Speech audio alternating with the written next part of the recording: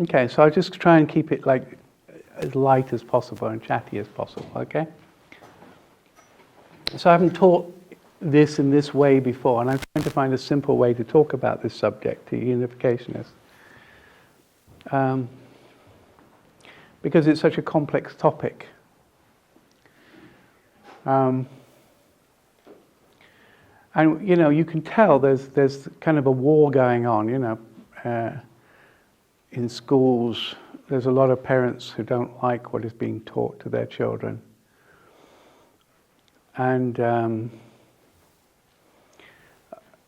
lot of people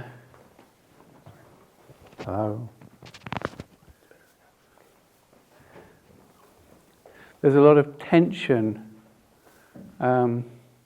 around this whole issues of sexuality and gender and everything else. And there's, you know, massive protest in France, you know, and which the British do, but the French seem to eat for breakfast, you know, it's their kind of kimchi and rice, you know. Let's go and protest about something. And there's massive tension in America. There's this between, on the one side, the Democrats who have fully kind of embraced everything on that dimension, and then Trump hasn't said too much, but behind him there's lots of people who are really fighting it and trying to, who say there's something really going on here which isn't healthy at all for our nations. And some people, you know, so it's evident that some people say, well, this is like, you know, this is human rights and this kind of thing.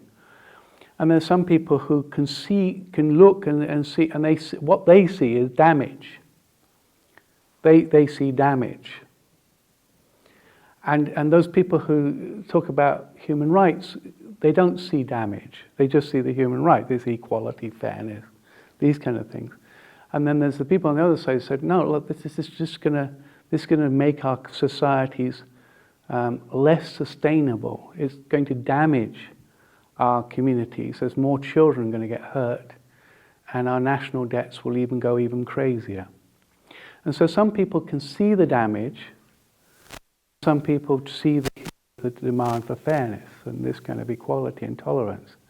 And this is a challenge, because if you don't see the damage, you don't see it. And if if you're fully involved in, and this is a real problem, because those who see the damage are now told, we can see a lot of damage. In fact, I'm getting hurt here because of these laws. They now are told that they can't say that they're being hurt because they are hurting these other adults, you know.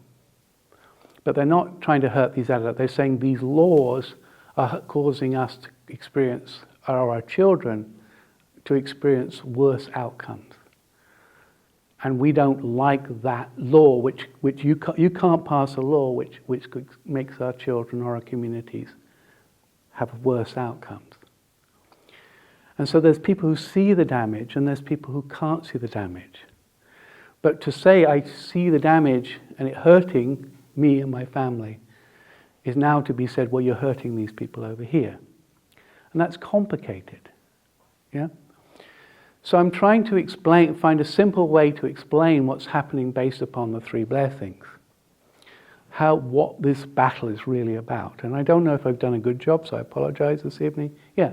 Sorry, I might have missed this thing, but when you say that people will see the damage, yeah, and that people want fairness and equality, yeah, what is this damage? Well, we're going to go through that, yeah? All right. But I'm trying to give a context, yeah? I'm trying to explain why there seems to be so tension. There's so much tension. And there's tension because if it wasn't damaging me, I wouldn't bother. I wouldn't say anything, you know, go on, go ahead. And in fact, a few years ago, I was completely on one side and saying, well, it's okay, go ahead. But as I looked into it, I started to see the damage. But it took me a long time to see the damage. And then I started to understand those who opposed, because I said, oh my gosh, there's a lot of damage there. And I never saw that before. But it took me a long time to see the damage. It took a long time for me to change my brain to see it. Until I came to the point of saying, that damage is far worse. It's going to hurt, in other words, it's going to cause decay for our society, not improvement. And I came to, oh, that's what's happening. That's why there's some people who are against this, and I hadn't seen that before. But there's obviously people who are against, and people who don't see the damage, and there's people who do. Problem. Okay?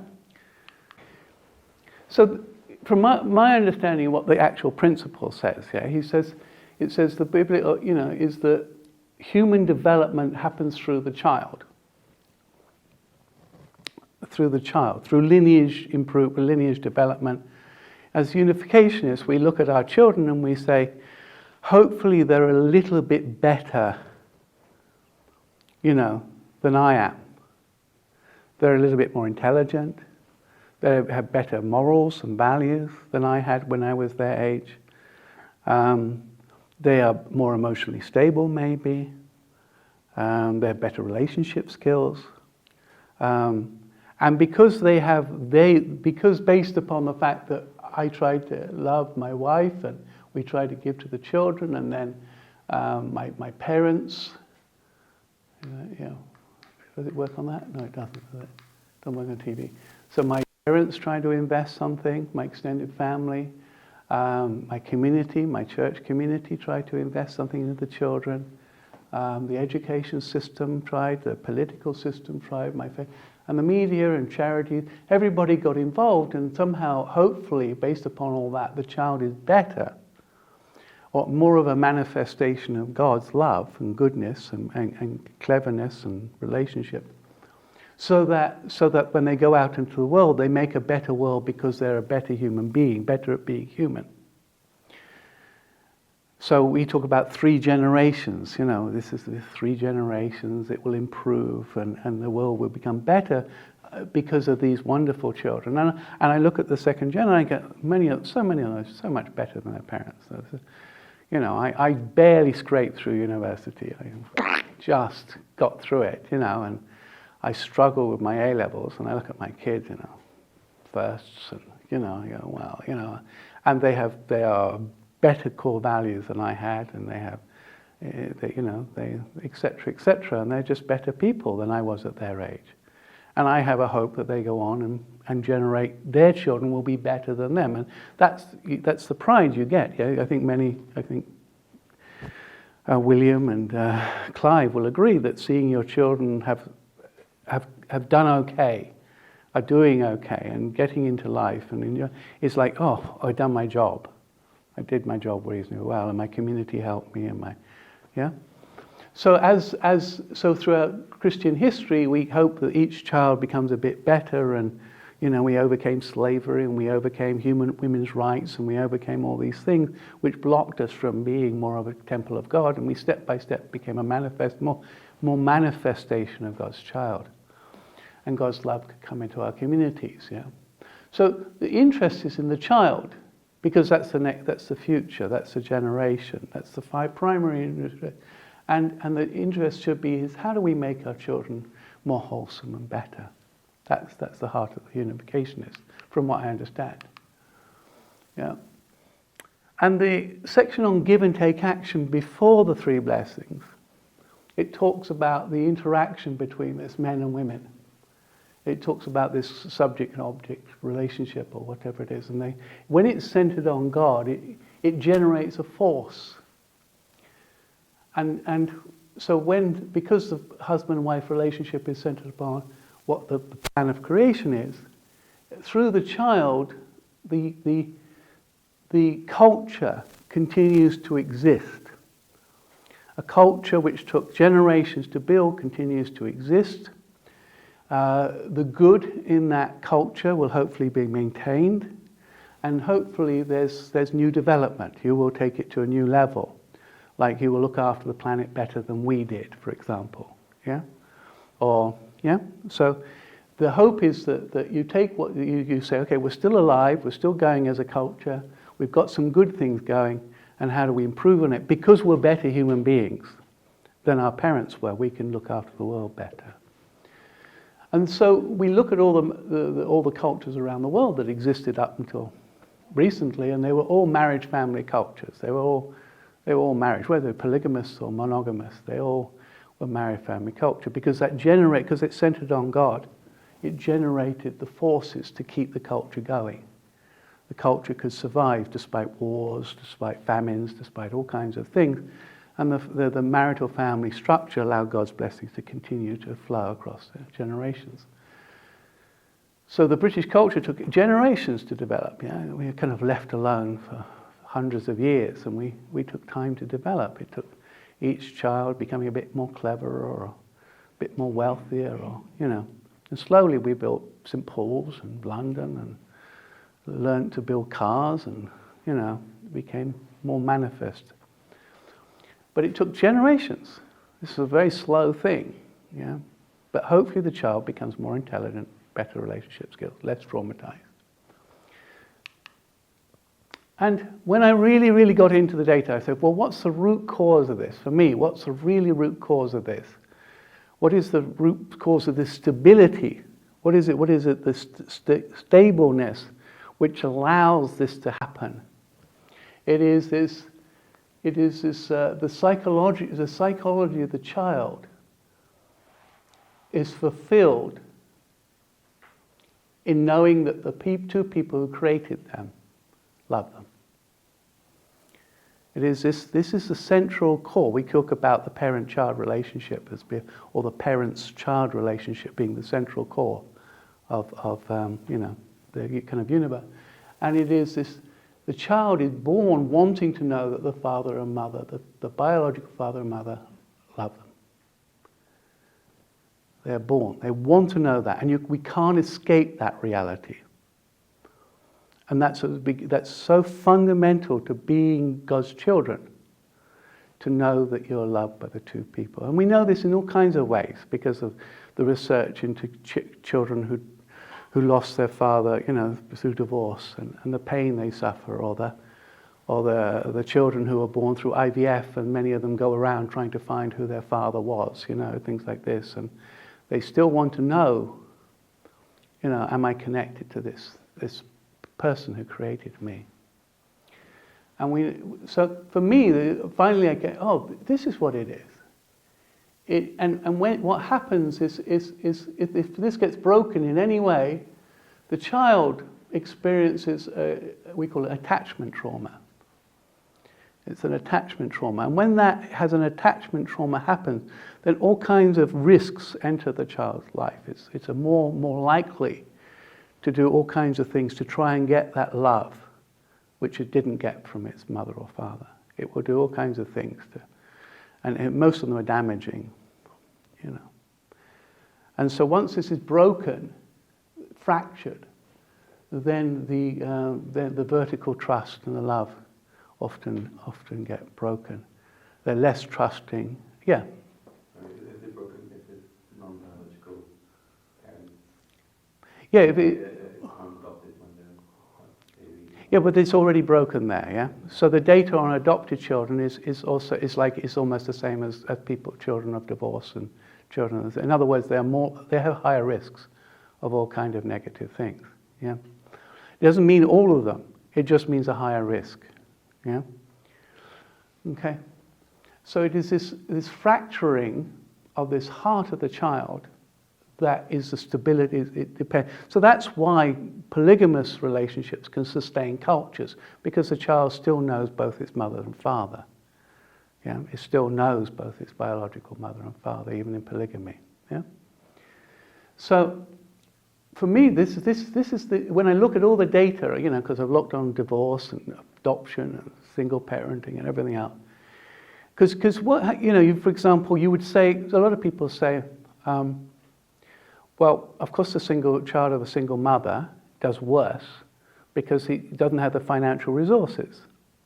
Yeah, and doesn't have the father to maybe there. So ideally when she finds a husband, the child should, with the financial resources and the extra parent and the time, the child should almost come back to being having the same lower risks as a child by both parents.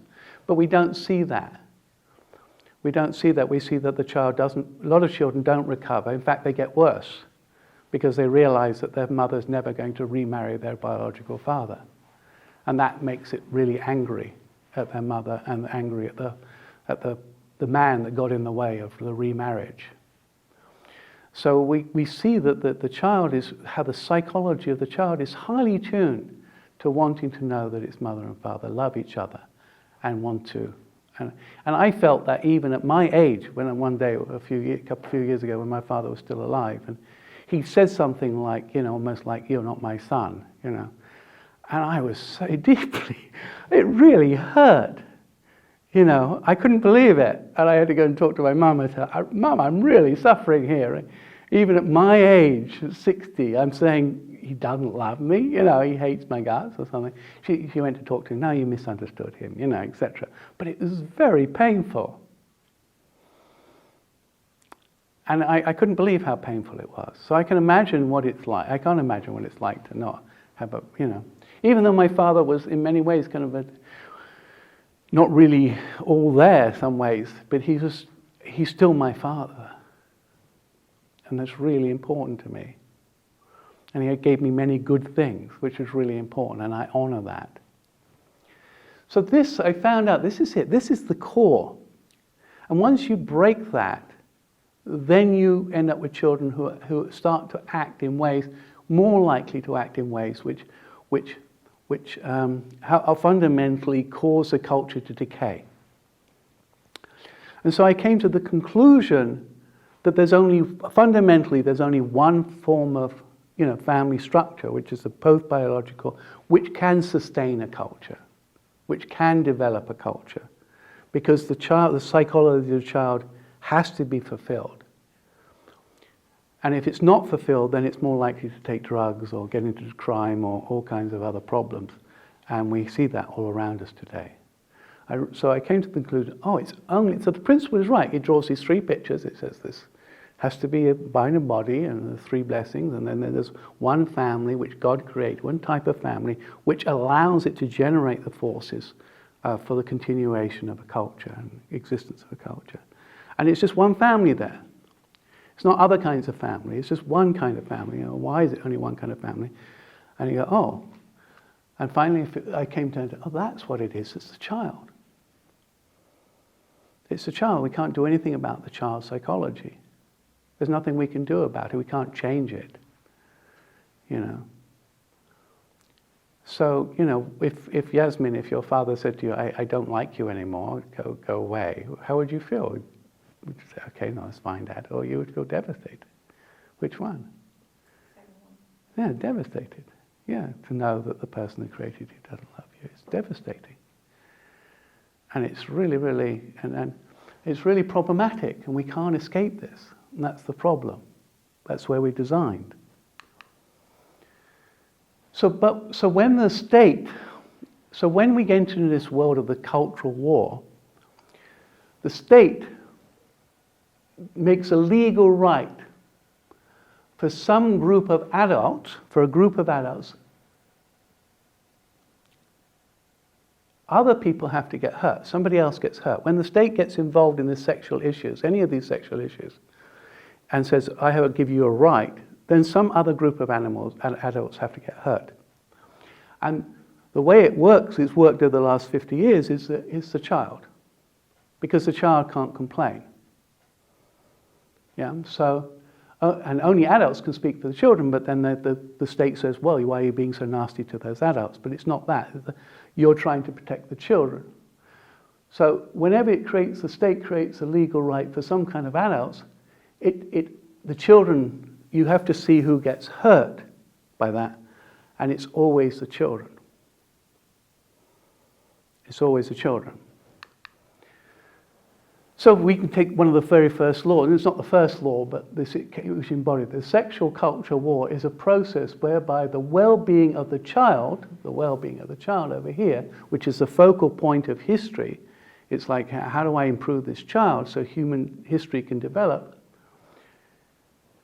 is sacrificed in different ways for the adult desires and happiness.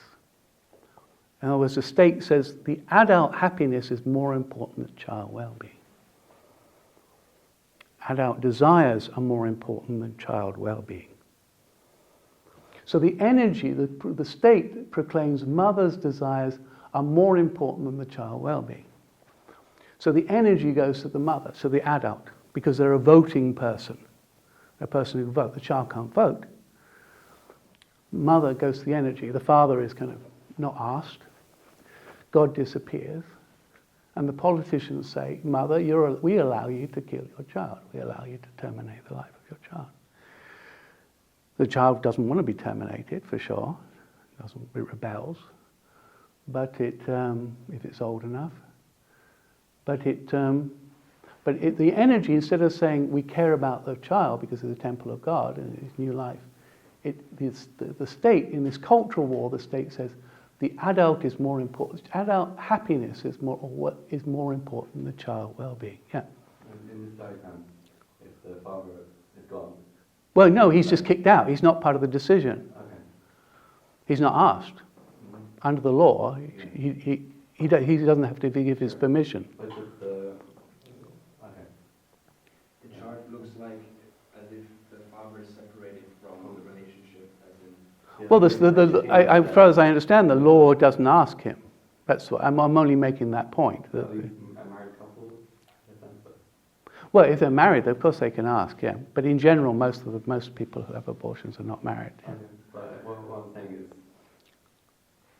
if the yeah, I'm asking about the state. The state is basically saying to the mother, we give you permission. Yeah, we give you permission. Even if your husband, even if the guy disagrees, we still give you permission. Yeah, he's just not asked. I'm just saying he's not asked, yeah. Anyway, it doesn't matter, even if he was asked. The point is the focus is on the focus is basically saying, mother, you can kill the child. You can the well-being of the child can be undermined because of your desires. Okay? So, because of this picture here, it is, you can see this kind of how we draw it. This is really interesting. This generates energy. Yeah, we talk about this generates the energy of existence and stuff. So, and the energy comes through the child. It is through the child out into the society and maintains the civilization and culture. Okay, so how the child is treated determines the future of the culture. How that child is treated determines the future of the culture. If it's treated badly, the culture ends up worse. Or if the child is treated better, the society ends up better. So it's really interesting that when you look at what happens around an abortion center, so if you take like these communities in America, these African American communities that they put abortion center in, and there's a high degree of abortion. Now, if abortion was centered on God, if it really didn't matter or whatever, you might say, let's get rid of all the children that are unwanted. And if we get rid of all the children who are unwanted, then all the children that are born should be wanted and loved. So the communities that are around an abortion center should be the healthiest, happiest communities. Because we've got rid of all the unwanted babies. But that's not what we find. We find the communities around an abortion clinic where there's a high number of abortions, turn into ghettos. They turn into ghettos. So isn't that, I don't know if that makes sense logically, because it's because they are that kind of family that they have the abortion clinic, so it's not really... No, because the African American community, when they started introducing, only had 10% out of wedlock births, and now they have 70%. Huh? Is there evidence to say that huge increase has been caused by the introduction of... Well, let's put it right. So I can go into it in long detail. I don't want to because it's, but yeah, I would. You see, what it right? Can I just talk about this? Yeah. So okay, one of the things you notice. So the child is killed with drugs, either with drugs like chemical abortion or whatever, or with metal instruments. So what tends to happen in these high abortion centers around these communities? We have lots of drug addiction and crime with murders and guns or knives or whatever, with metal instruments. And I thought, oh, it's really interesting. You kill the child. So even if the child is not existing or technically not existing, the flow of energy that comes through this it creates this kind of outcome because the child is treated that way. So how the child is treated will show how the future of your community becomes. And that was evident in the previous, so I said, how the child is treated determines the future of your community. And suddenly I saw, oh, they're killed with that, and that's what happens in a lot of African American communities and other kind of communities with high abortion rates. So trying to figure out what happens in a certain sense is it interferes with the ability, for example, of men to be honourable. So in the past, before abortion clinic, if he made her pregnant, the families would get together and say, you have to do the honourable thing. You have to marry the girl. You have to look after the child you created. And everybody pretty much agreed, the shotgun weddings, etc. And that allowed him to take on his responsibility for his child, and often through taking on responsibility, he became more mature, more responsible. He started to earn money for his family. He became more responsible, and that whole process allowed him his socialization of the male. When we said once the abortion clinic came in, you don't have to be honourable. You can just sleep around with 20 girls, and they can all have abortions. So you don't have to be honourable at all. You don't have to grow up. You don't have to become more mature. You can take drugs and do everything you like. And you don't have that socialization process that comes with marriage. And that seems to be what happens around with this high levels of abortion, that the males don't socialize to become more responsible.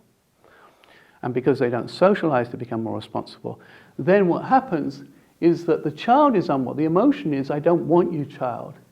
And then the emotion in the next generation, more and more happens of men and women increasingly, I don't want you as a woman, as my wife, and I don't want this dishonorable man to be my husband because he's just, he's not grown up, he's not responsible, And so it's kind of like they grow to unwant each other because they don't look beautiful to each other anymore. And so, that's really interesting. Similar emotion even comes through, yeah. And the very fact that this abortion clinic disturbs this honor and this relationship between the male and female gives me the belief that this is an actual truth body. This baby is a truth body because it has this power to influence the dynamics of the men and women. They treat it as a living being.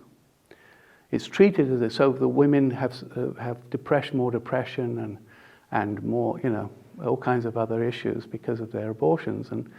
But the males definitely get hurt by the fact that they're not socialized through marriage. They really get hurt. And so many, like 1/3 of African Americans end up in jail, in their childhood. It really has a negative effect because they are not, before they would marry and they would act responsibly and the community would expect them to do.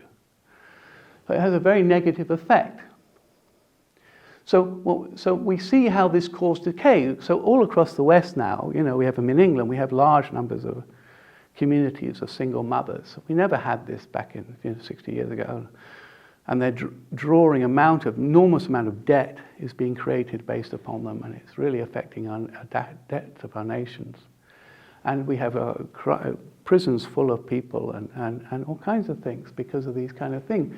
And this is because we violated the child, because we've the well-being, I sacrifice for my children has been lost, which was the attitude of all people up to now. Has been lost to say, you have to sacrifice yourself for me. And that changes the order of the energy of it, and your society can't exist. So the political question here is, just one human being has a right to say to another human being, whether he'd been born or not, you have to die because I say so. And there's a I don't feel, when I think about it on the individual level, it doesn't resonate that a politician has a right to say that even to an unborn child. And I think there's a violation there. So we'll look at this because this comes up a lot, this violation of the child. The politicians saying, you have to stuff a child because I say so.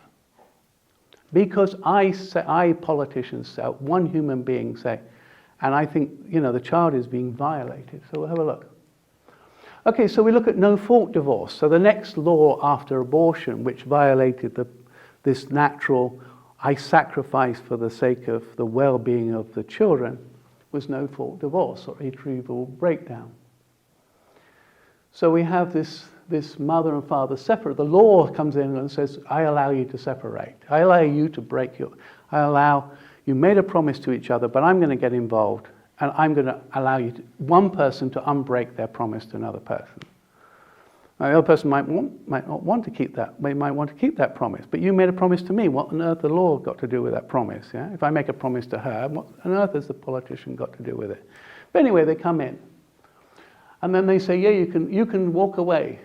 You can, if you want to, father or mother, you can walk away from your child, or you can separate your child from. So the child suffers an attachment trauma because often the father, not always, but a large number of times, the parent kind of disappears almost completely. And then that kind of creates a lack of trust in the child. We see that in all the data on self-harm and at educational levels and drug taking and prison rates and you name it. Most people come from this kind of family. The child suffers. It senses I'm not loved by my two parents, and it goes into nosedive. Many of them, not all, but enough to fill our prisons and to burn a hole in our national debt. So what happens is that because so many of the children, they come out worse. They end at 18. They actually have less skills or less emotional health or less educated than their parents were at their age. In other words, it's a process of lineage decline. It's less able to manage, less able to marry, less able to stay married, less educated, maybe less wealthy, maybe less core values or more addictions or whatever. So Robert Pullman or something, one of these philosophers, somebody, can you help me out? He studied it, he traveled America, and he said, well, when I was a child growing up in America, I look at all the friends, we grew up in a poor area, and almost all the kids, they had their church community and their extended family and everything else around them, and all of us did better than our parents. All of them. And then he traveled America a few years ago, and he went to the communities, and he said, this isn't true anymore. He says the large numbers of kids are doing worse than their parents ever did. They're doing worse, and they're really doing worse. Whether it be ADHD or inability to control, or on drugs, or all kinds of. In other words, there's a decline in the quality of being human. They're less temples of God. And he said this is very noticeable because there's no community anymore. There's no church community anymore for many of them. There's no extended family around to help, and they're very lonely, and. So there's the decline of family tree decline, less of a temple God. And therefore culture's going to decline because the child is less capable. So these are groups on the edge of society. We're not talking about the central core, most of whom have married parents who are doing very well in general. The only problem for them is that they get taxed a lot because of all this damage on the edge. But most of them, many of the children today have incredible lives and going off and skateboarding and ski jumping or whatever it is, and having great lives and traveling the world, but mainly that's the married core. But the edges are really growing. These groups of hurt children are in prison or in drugs. Or the numbers just keep going up. Self-harm. So you look at all the data on suicides through drug overdoses or all kinds of things. They just keep going up. So a culture is in decline because this child's heart has been broken, fractured by the law. By the law. It's the legislation that comes in and says, yes, I allow you to fracture the heart of the child. I allow you to, because of your... So over 70% of the time, the child has worse outcomes. When the child, and it's not just a little bit worse, it's like they often major problems because of the divorce. In other words, people say if your parents are struggling, it's better that they divorce. No.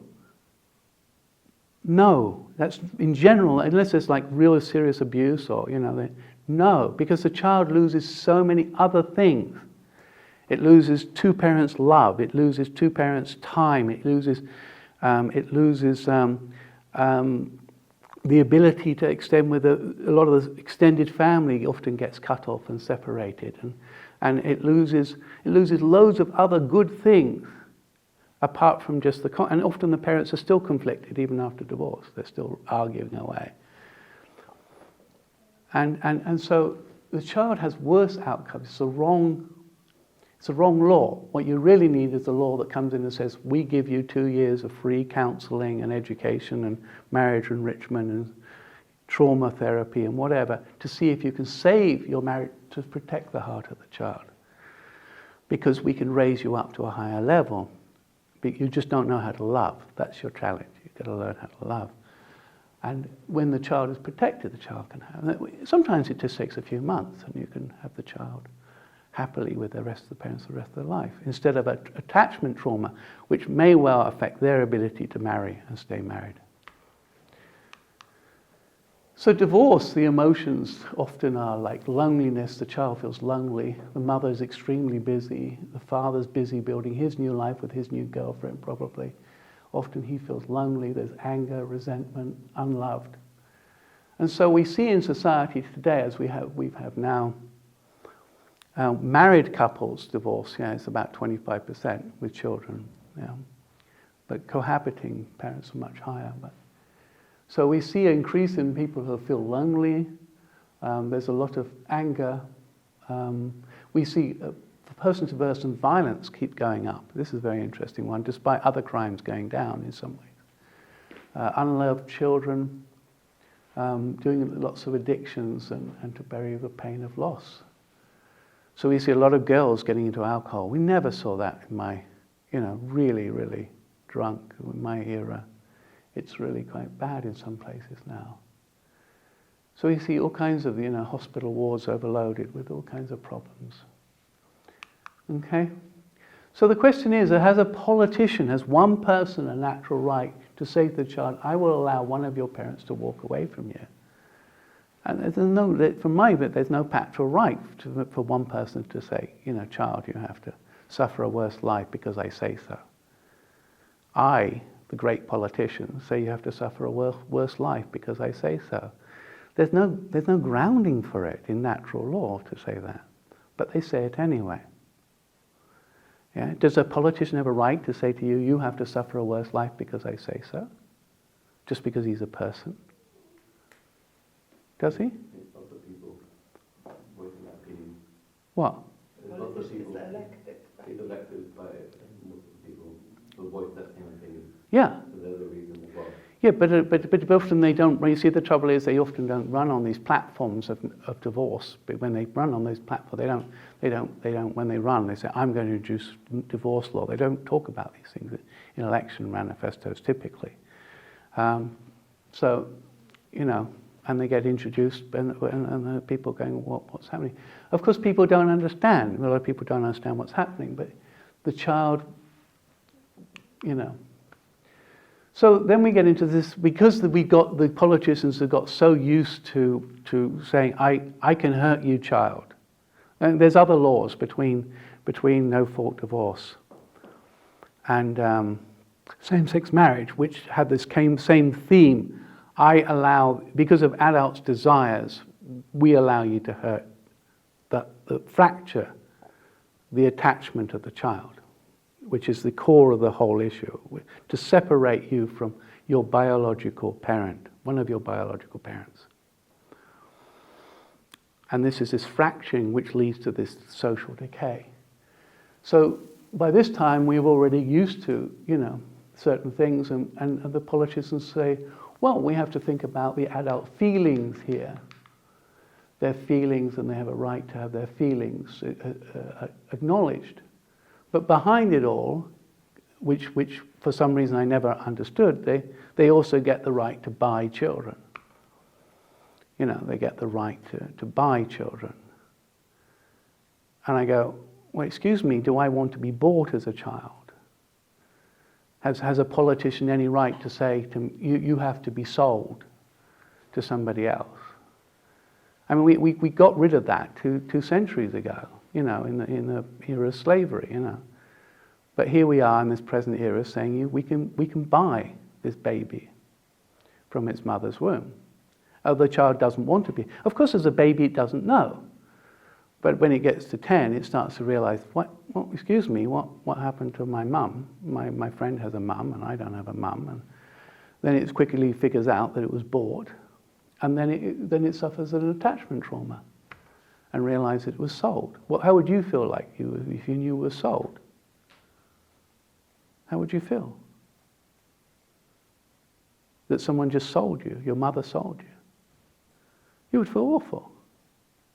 And many of these children do, but the press don't report it, but on the websites where children report these things.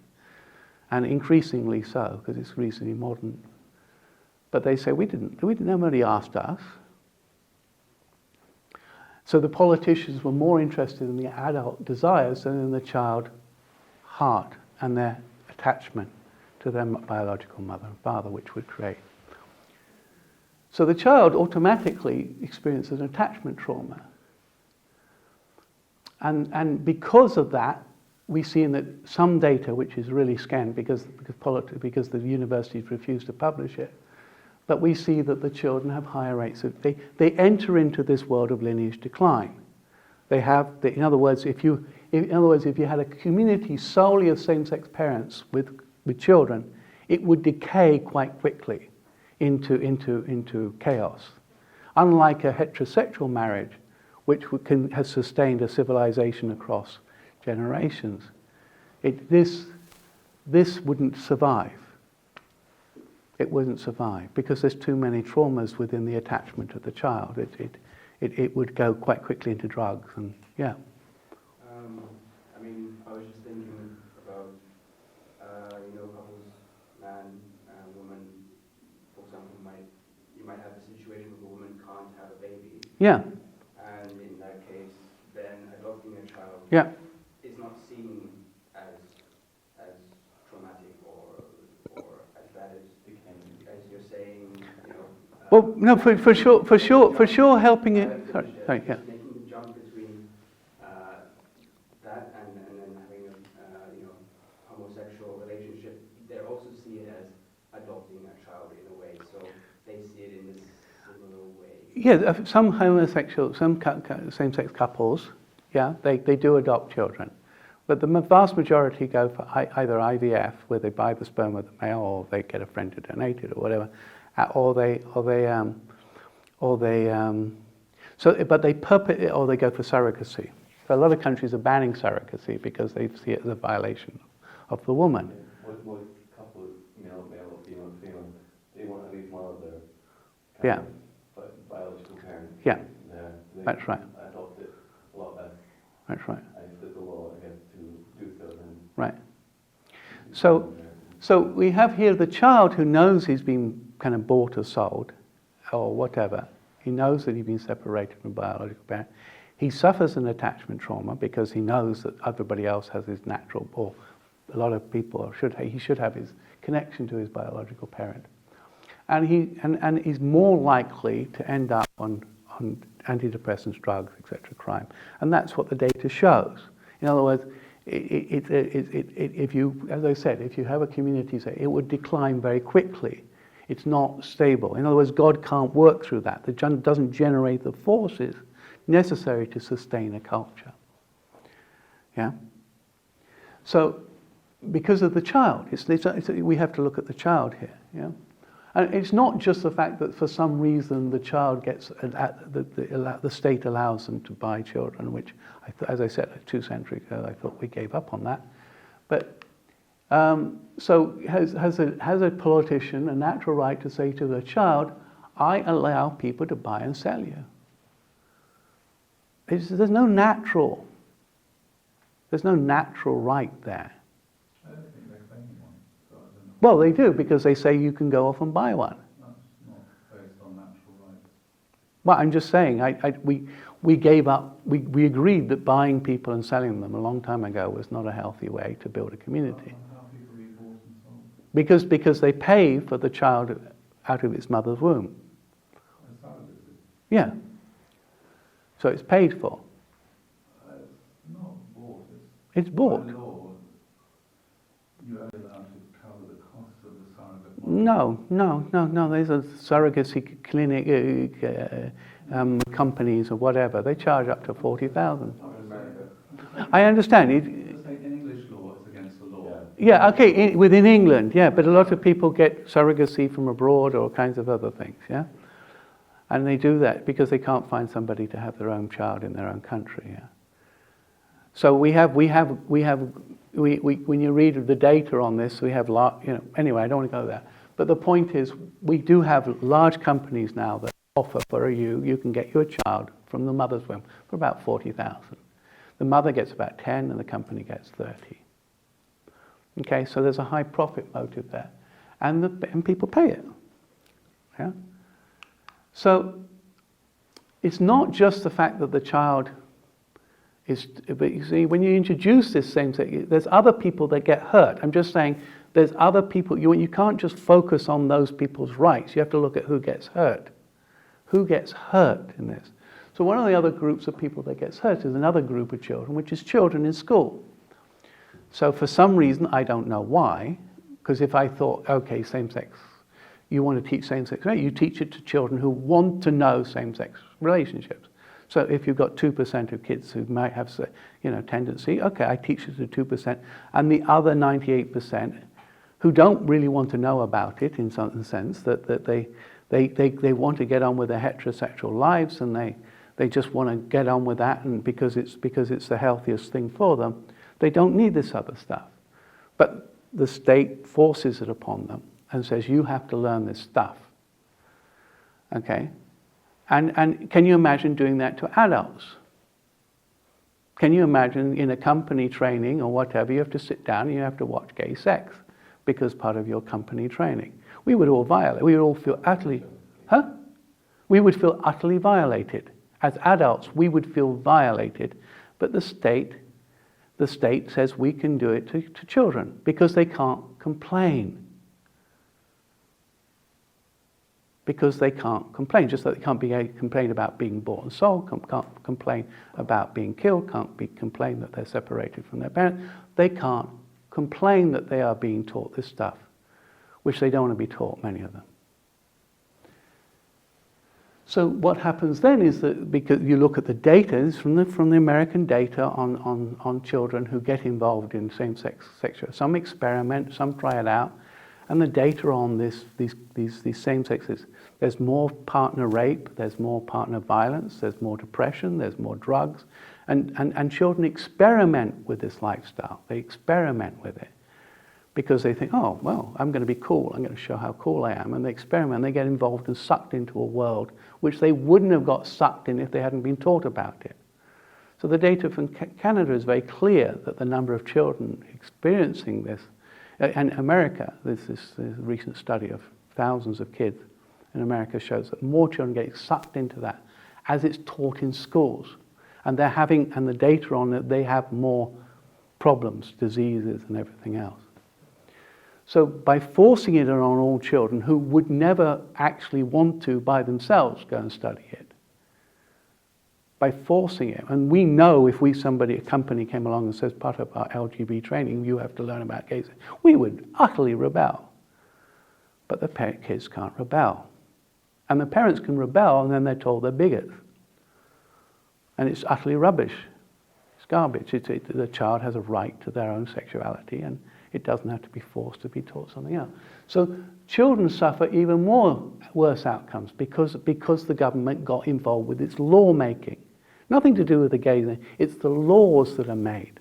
And it's the wrong laws which hurt the children.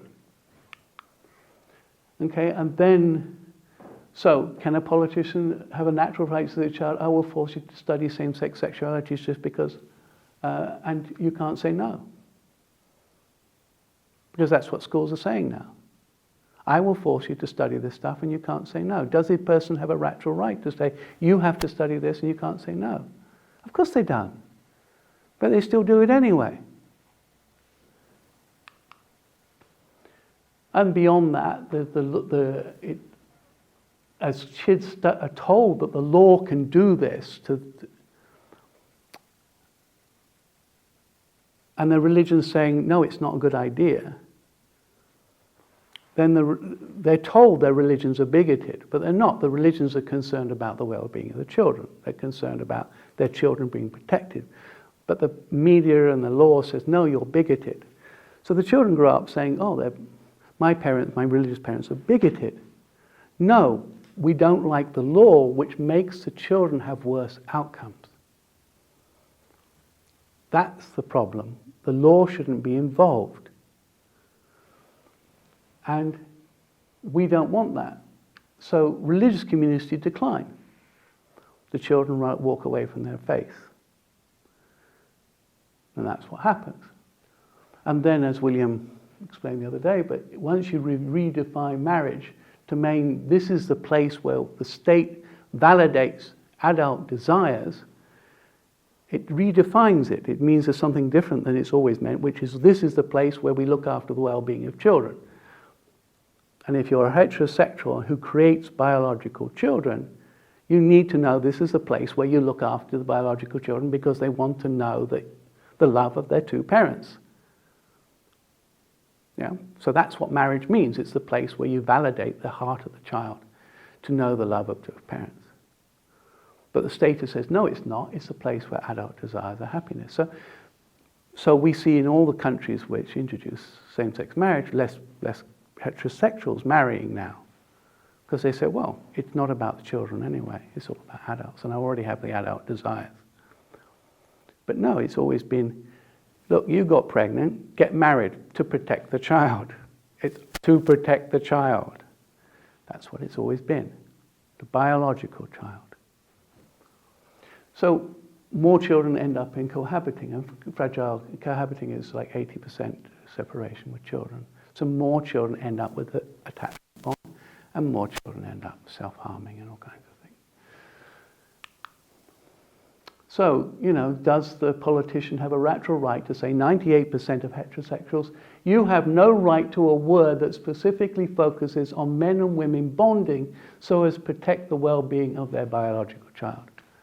You have no right, 98% of you, no right to this word, marriage, which means if you're going to have kids, get married because the heart of the child needs both of you.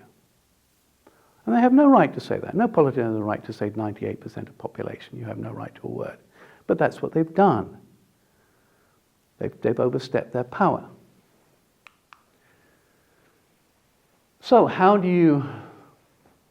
so what happens, how you treat the child, again, determines the future. So as we move into a child being bought and sold as a possession, we increasingly become seen as products as human beings.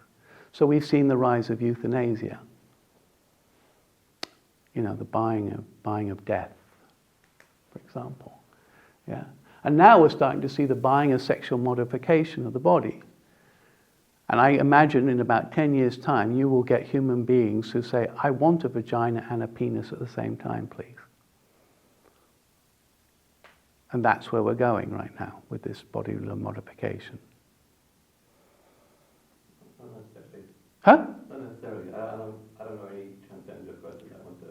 I'm saying that's where they're going. That's where they're going. Because there's a lot of profit in it. I understand that, but that requires the individual to want both of those things. I catch that, but the point is, but all I'm saying is we're going to a very strange place, okay? Okay, can we go? Okay. You always step. Okay. I'm just saying we've become more and more of a consumer society when it comes to human life, that's all, okay? Okay, so anyway, quickly moving on. So this is different because it's slightly different because this is first blessing and this transgender issue. Okay, so in transgender issue, basically the body of the person disappears. There's no longer any, you can't, based upon their body, you can't give a person their gender. Yeah. So it's just So you end up with nothing to give and take with. There's nothing there fundamentally to give and take with. And because of if you talk about what happens to future society, it dies very quickly. That's what it means. If you go this way, you will really die very quickly. But because they are saying, because if you understand the life of a transsexual, if you study the data, it's appallingly, for many of them, it's an appalling life. It's very lonely. Many of them can't build any kind of relationship. They can't have children. Many of them are depressed and can't hold a job. Many have health problems because they have constant health problems because they had these and it's a very depressing life for many of them. And many of them commit suicide. They have 20% higher because they can't create a family and they can't get a job, many of them, and it's a miserable, miserable life. And here we are saying, oh, let's transition these children, they'll be happy. No, it's a miserable life. It's a fruitless life. Not fruitful. It's a fruitless. Okay. Now, because this violates the principle of mind and body unity, whenever transgender people, this law-making, the law, it's always the law, it's nothing to do with the people. When politicians make laws connected with the theory, the transgender, it destroys whatever it touches because it doesn't have the energy, it's a destructive energy, it doesn't have any energy to it. Destroys it. So it says, oh, men can run against women. Well, that destroys women's sports. Yeah. If you listen to the people who are studying biological sciences, they say the biological science are being ruined very quickly. A lot of research is not being published anymore because it violates this transgender theory. We've already seen that in sociology department where they said marriage is not important to society, and they destroyed the sociology departments because of it. Now they're going to destroy this one.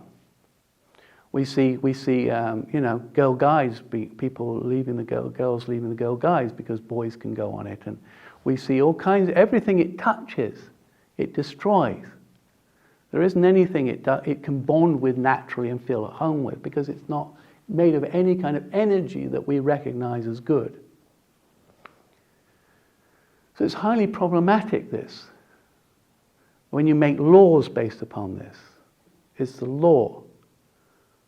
Yeah. I'm just saying, if you said trans people lead a less fruitful life, or If they have transsexuals, I'm talking about transsexuals. Yeah, transsexual people. Is that After section, yeah. Okay. Yeah, right. Okay. Right, because they don't. They're sterile. They can't have children. Nobody really wants a long-term relationship with them, and as I said, they have health problems and hard to keep a job because of their health problems. Yeah, because they make a law. Yeah. Make it easier for them. But if you've lost your ability to have a family and you've lost it, you can't make a law to fix that, you see. And if you have ongoing health problems, you can't make a law to fix that, and you can't fix that. Yeah, if you're lonely because of that. Yeah. So when you look at the data, when you look really hard in the data on these children who are in schools, who are declaring, because it's entered the schools, and you can be transgender, yeah.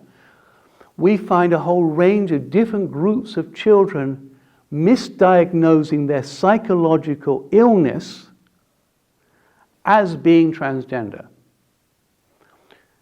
So in the Tavistock Institute in England, which is the main institute for children, 35% of the children who say they are transgender are autistic children. They're suffering from autism. And autistic children find it really hard to socialize with people of their own gender. They feel like they can't read the signals.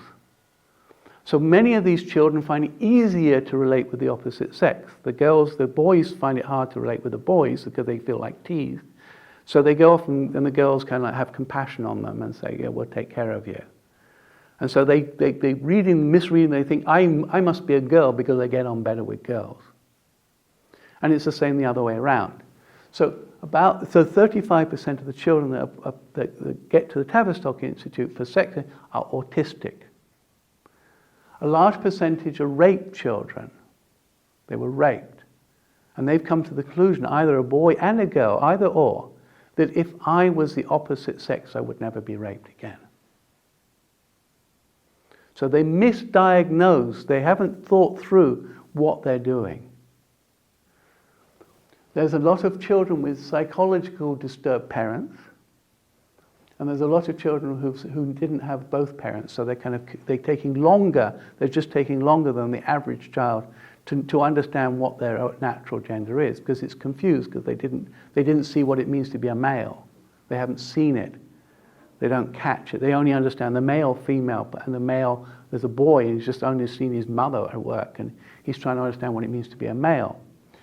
So in the data, all these groups, and now we're getting rapid onset groups of girls who are just declaring all together, we're all transgender because we're cool.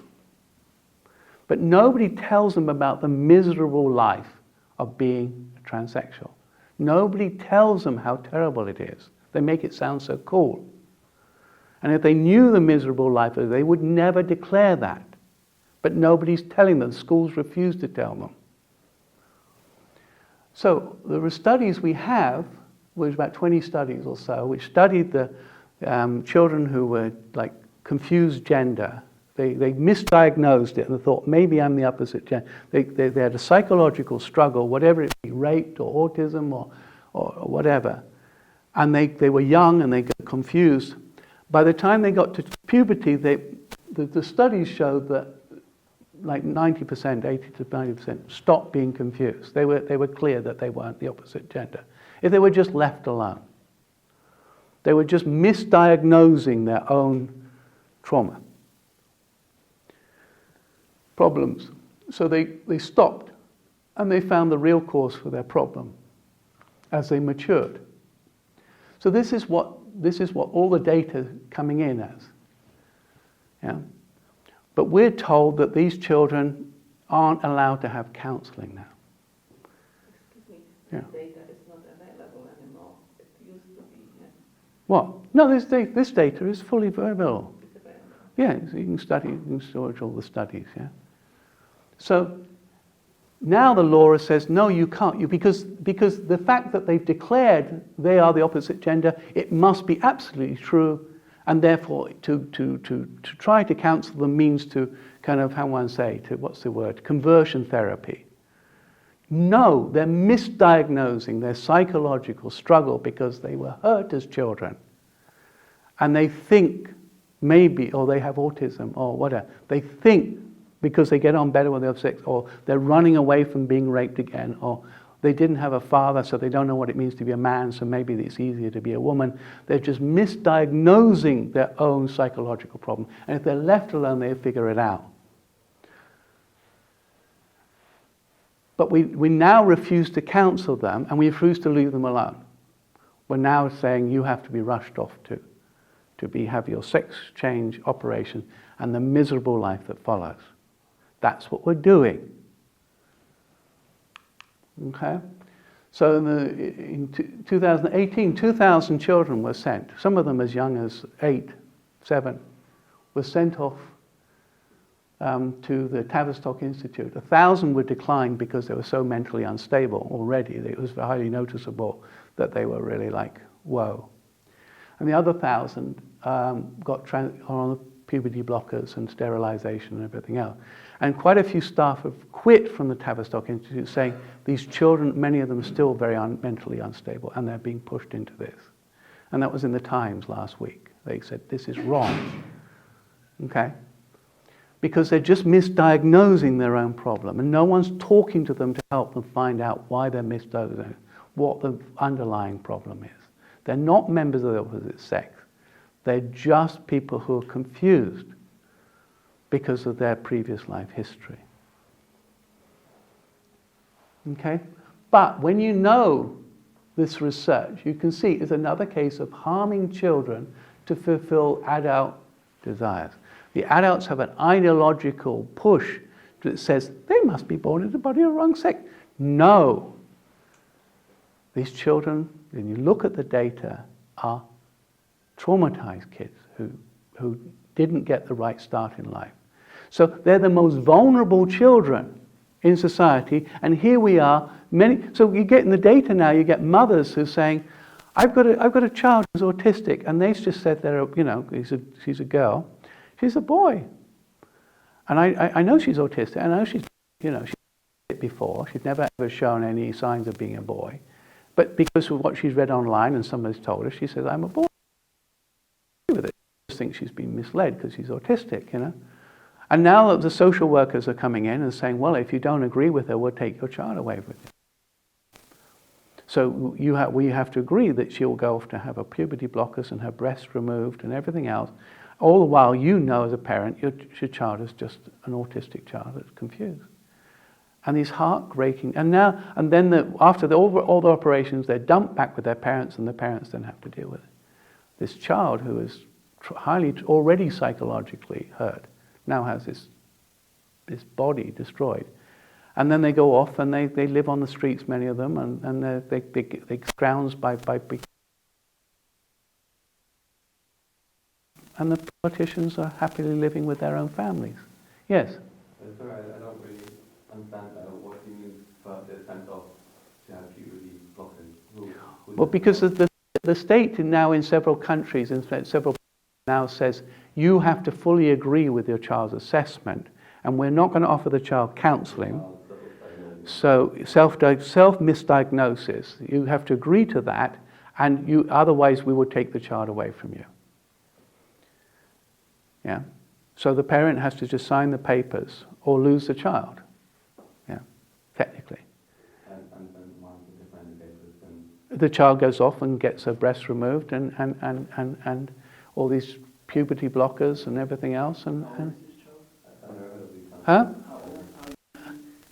Girls, they're going down age 9 now to 10 to puberty blockers. Yeah, to stop. And for boys too, and that will stop them growing as high and change their voice. Yeah. But so they don't grow as tall and their voices change and everything else. Okay. But they can't do cross-sex hormones until they're 16 because they need the penis to grow so that it can be made into a vagina. But the puberty blockers they can. And nobody knows the effects of these puberty blockers. It's just like experimentation on the Second World War, just giving drugs to people and say, whoa, let's see what happens. But all the science transsexuals is that these cause cancers, they cause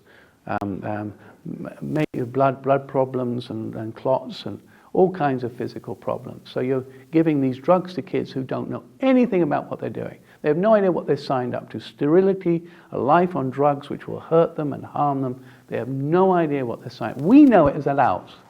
We know as adults they will grow out of it, most of them. We know what the life of a transsexual is like, and we know these drugs, and we're just without any counselling now. So Planned Parenthood in America, Planned Parenthood now is now kind of with its own policies, saying you can just pretty much the child walk into their clinics and they'll put you on drugs without parental consent. It's shocking that being 9 years old is like primary school age. Yeah, that's right. Then they treat her like an adult. Well, they shouldn't do because they're too young to make the decision. They can't make, technically we agree children don't, at least until they're 18, they can't make these kind of decisions, but we do it anyway. In America? Hey, here, and Australia, and all over the place.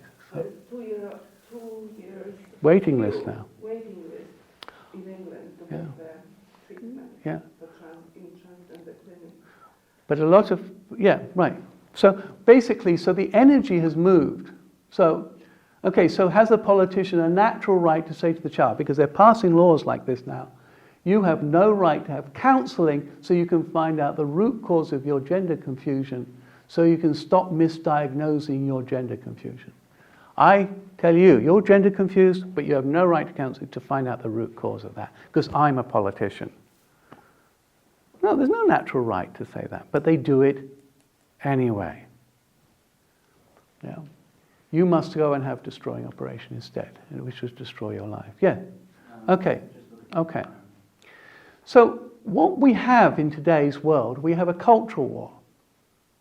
Okay, on one side of the society, the people can see the hurting children. They can see all the hurt being done to children. They can see the fact that about 30% of children today grow up in a single-parent home. Yeah. Kids in divorce. So about 15% of children are now children to single parents only, the purposeful single parenting. We have same-sex marriage kids, maybe 1%. We have divorce after cohabitation, we have about 8%. So we have like over 50% of the children today now have a separation trauma.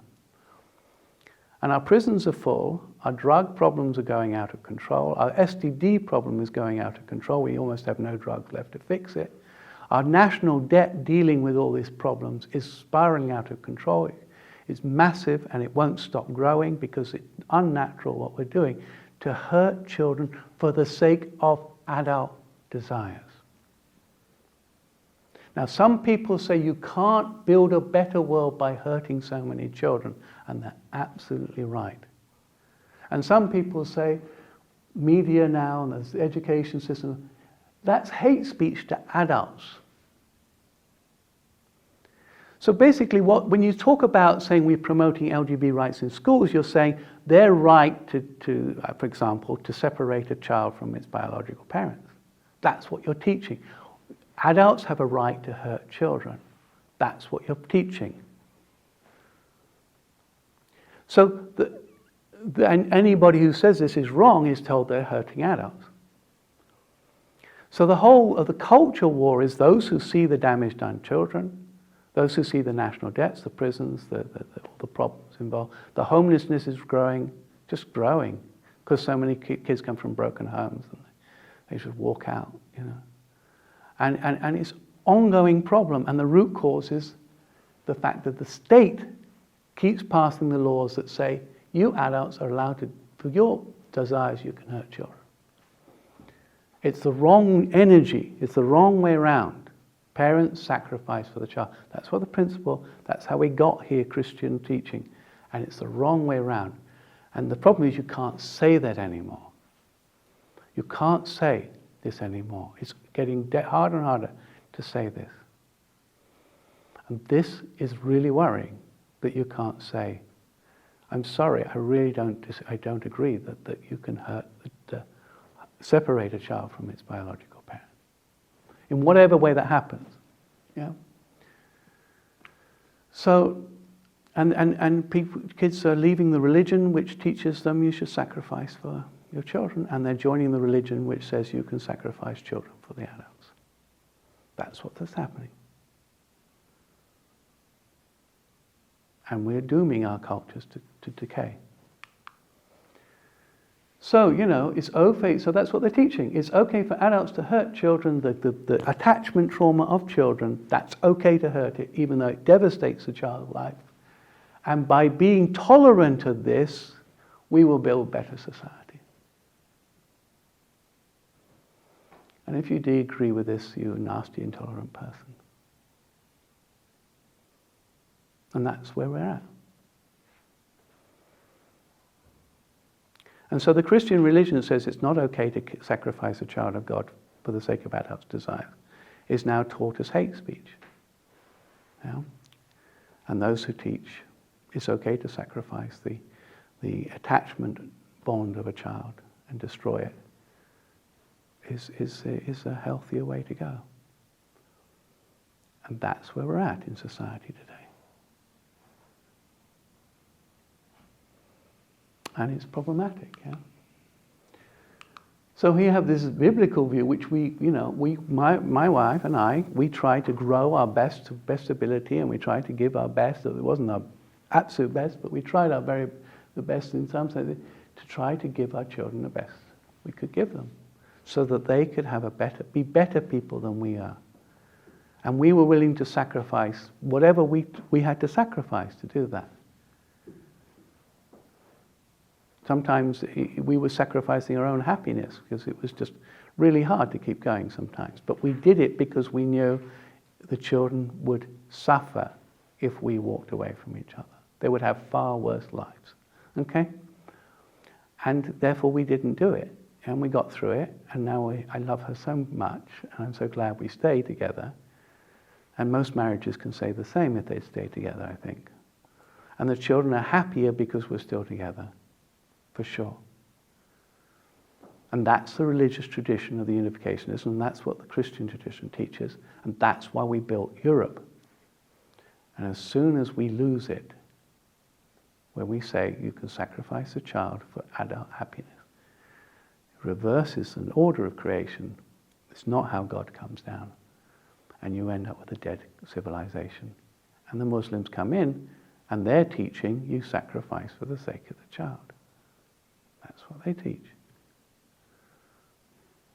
when they come in. Okay? Yes, good. What about Karl Marx? Huh? What about Karl Marx? What about Karl Marx? Because it's Marxism, cultural Marxism. What about Karl Marx? Okay, good question. Now, how does Marxism link in with this, you see? So Marx is a very interesting guy, but when you look at the theory of, you see, he introduced what I call a quick fix to solve social problems. Okay? So he said, look, I tell you what, you guys, you know, we've got these poor people over here, and we got these rich guys, and the rich guys are the nasty guys, and the poor guys are suffering. So let's solve this problem very quickly. Okay? And what we'll do is we'll take away some of the natural rights of the owners. We'll take away their right of ownership and the right of property and keep their wages or whatever. And we'll take away that and we'll give it to the poor, and that way everybody will be wealthier. And what happened? No, people didn't get wealthier because you killed off the people who made the wealth. That's what you did. And society didn't go anywhere. In the West, we carried on with our process of lineage development. So we were poor. We had these great big slums in the 1850s, massive slums in London. But by 1950, a lot of these slums had gone because of the process of lineage improvement. By step, the children being better educated, so people became wealthier. So in 1950s and 60s, everybody in the suburbs got their houses, and more people got their... And so the wealth of the West grew, and because it followed the process of lineage improvement. And in Marx, they said, no, let's quickly introduce a law. Let's take away the rights of the rich, and let's spread the money around. And then that didn't help anything. It didn't improve the quality of human beings, so that they are better capable to make money for themselves. It just gave them some more money, a bit, but nothing much. And because they didn't really grow, and the government said, we solved the problem, so you don't have to grow anymore. They didn't grow. So Marxism is try to implement a quick fix to solve the problem. But it doesn't solve it. It's a political intervention to solve a sociological problem, which can only be solved through lineage improvement. So we have a problem here on all these issues. How do you solve unwanted babies? So the Marxist idea is, let's kill them, and then they're gone. But all that does is create decay, exactly what happened within Russia. So what's the natural process? You raise your children like we try to do, so that they try not to get involved in early sexuality and have babies to kill. We try to teach our children, try to not go there until you get married. Yeah? So we go the natural way. We will reduce unwanted parents by raising the children to be better, unwanted children, by raising the children to be a higher standard of God's temple. That's the natural way to reduce. It takes time. It takes 1 or 2 or 3 generations maybe, but that's the natural way to solve the problem. But they introduced a quick fix, they killed the babies, but all you did was create massive people in decay, massive communities of decay. So Marxism is always about trying to implement a quick fix which take away some natural rights, and taking away the natural rights leads to decay. So this is as I said, the politicians are saying all kinds of things here which are not natural. They don't have that natural power to say you have to die because I say so. You don't have to say right to say you can't have counselling because I don't say you can't have it. But they're taking away the human rights of people, and all they're doing is creating decay because the child can't get the counselling it needs to solve the problem. So instead we get decay. You get kids having operations because the politicians are being Marxist in their intervention. You can't have your natural right to counselling. And all that happens is the society decays. So it's a political intervention which interferes with natural development. It's a political intervention rather than trying to develop people to a higher standard of. The only way to solve social problems is fundamentally through raising human beings to a higher level of divinity. That's what it comes down to. And whenever the government tries to solve that, like for example, no-fault divorce, rather than raise people up so they are able to build better marriages so that they don't have to go through the divorce, the government says, okay, let's quick fix it. You're struggling, separate you, hurt the child, destroy your society, that's it. And so people today find it incredibly hard to marry and stay married. Much harder than my era, because of all the confusion that's going on. It also seems like the community Huh? plays a big role. It also seems like the community plays a big role. Yeah, community, yeah.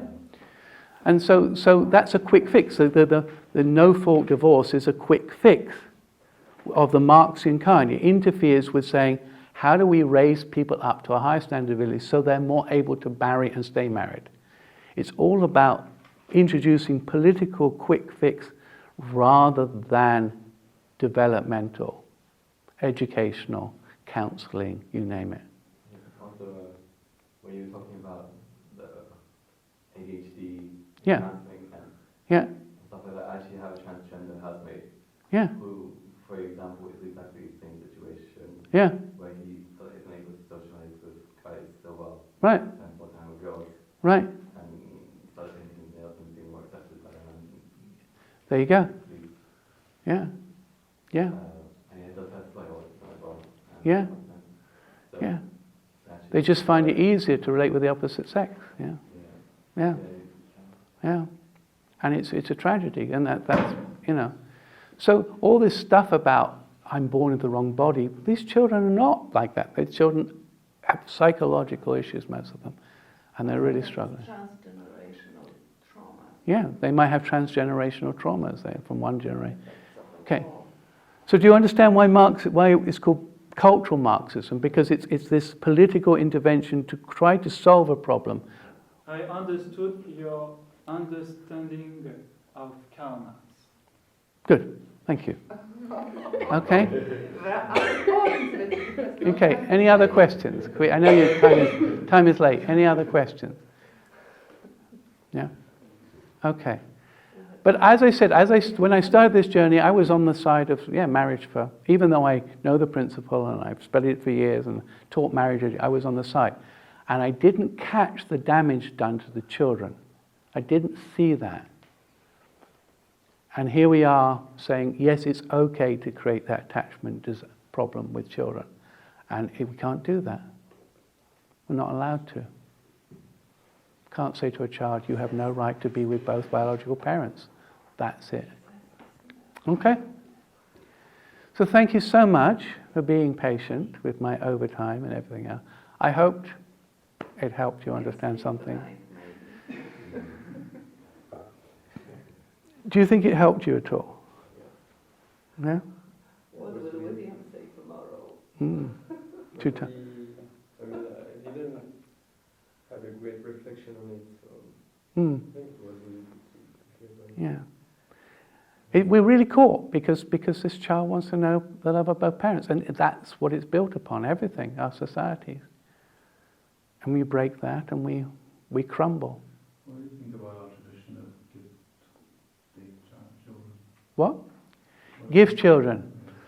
I struggle with it. Yeah, I do struggle with it. Like you give a child. What? Well, all I- the traumas can be solved when they are integrated. Okay. So when you actually acknowledge this, and it's not hidden, the child can be healed. Yeah. But if the law doesn't allow that, Yeah. then it's difficult. Yeah.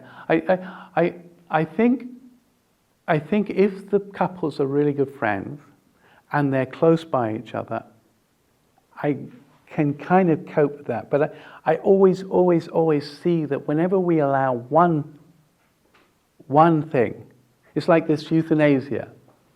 You know, like, oh, we allow it only for this kind of, we allow euthanasia only for that. And next year, well, actually we'll include that. And next year, oh, we'll include that. And next year, because there's a profit motive. And whenever we do these things for profit, then the people like just start to go haywire. And so in Holland this year, you know, like 10,000 people, you know, euthanized, and all kinds of mental illness and psychological people. It's just growing really crazy there, and I just don't think. So I really question anything that. So I talked to you yesterday, William, about abortion. Yeah, you shared about your abortion. Yeah, and my analysis, when I talk to people and I read the stuff, they say if there's a problem with the mother possibly dying because the baby's in the wrong place, like so halfway up the tube instead of in the uterus or whatever, they can correct that through surgery now. So they say there's absolutely no reason to abort any child at all because we can medically pretty much correct all things. Yeah.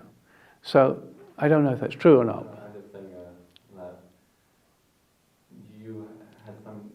I think it's more the abuse of anything that makes it bad. Like this should be allowed, but the abuse of them is just causing the problem.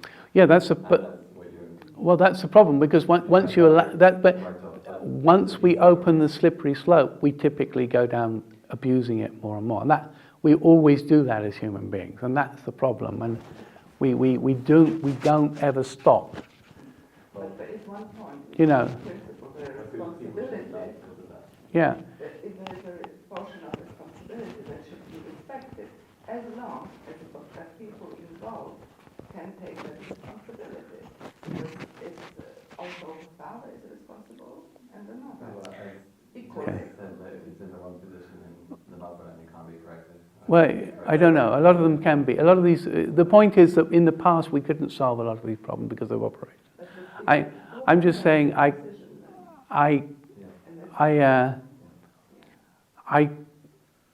I say?